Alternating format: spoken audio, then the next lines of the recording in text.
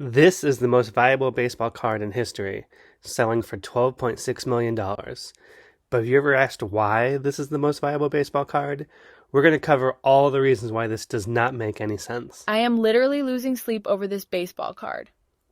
You could either own this Mickey Mantle baseball card or build a $12 million mansion in Colorado that you would get a lot more use and utility out of. So why isn't the most valuable baseball card the first baseball card ever produced? In 1860, the Brooklyn Atlantics produced what is considered the first baseball card. And between this card and the Mickey Mantle card would come the Civil War and World War I and World War II. This card is about 90 years older than the Mickey Mantle card, but it's still not more valuable.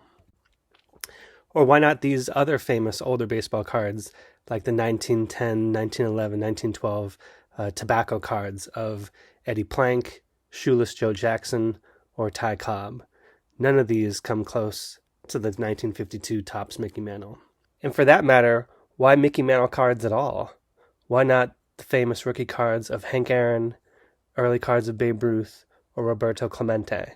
And you could argue that the Mickey Mantle card is a little bit rarer than those, but why not these rarer cards? For example, one of the most famous rare cards is the Honus Wagner tobacco card, where there was maybe only 20 that made it into circulation.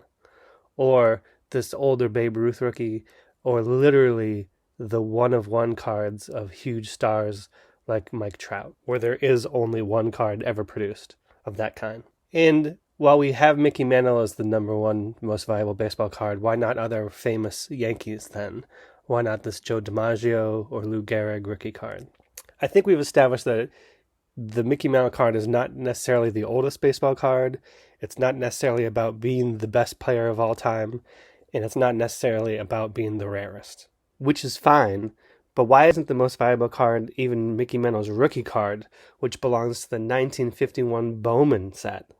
No, instead, it's the 1952 Topps, which I don't even think is his best looking card. I personally prefer the 1953 Topps Mickey Mantle card.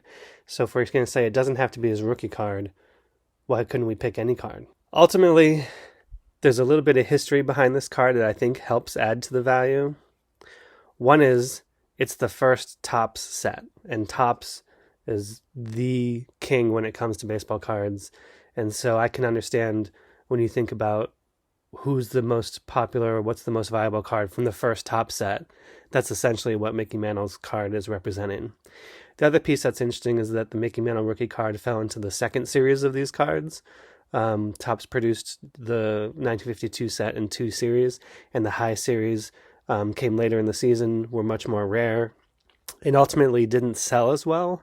And so there's a famous story where Topps had to clear out their inventory to get ready for the next year's cards, and they literally took cases of the high series cards and dumped them in the ocean to get rid of them. So there are a lot of Mickey Mantle cards that were destroyed in this process, which I think adds to some of the lore around this specific card. The other piece of the history is how this specific Mickey Mantle card came about.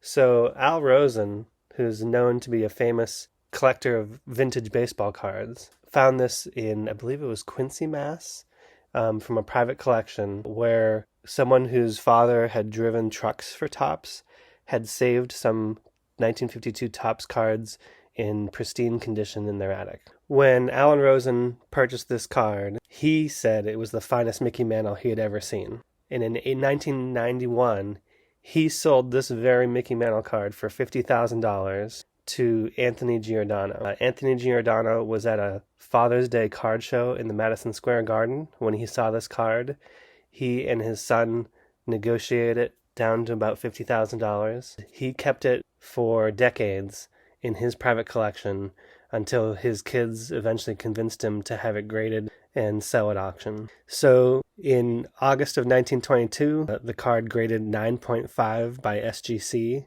and was sold at auction for the $12.6 million that we've been talking about. And even SGC said that this was the nicest looking example of the card that they've ever seen. Now, it is important to point out that there are 3 PSA 10 Mickey Mantle cards out there that have not come to auction. PSA is a little bit lenient with the centering, so it's possible they wouldn't look as nice as this card, whereas PSA 10 can give you leeway up to 60-40 centering.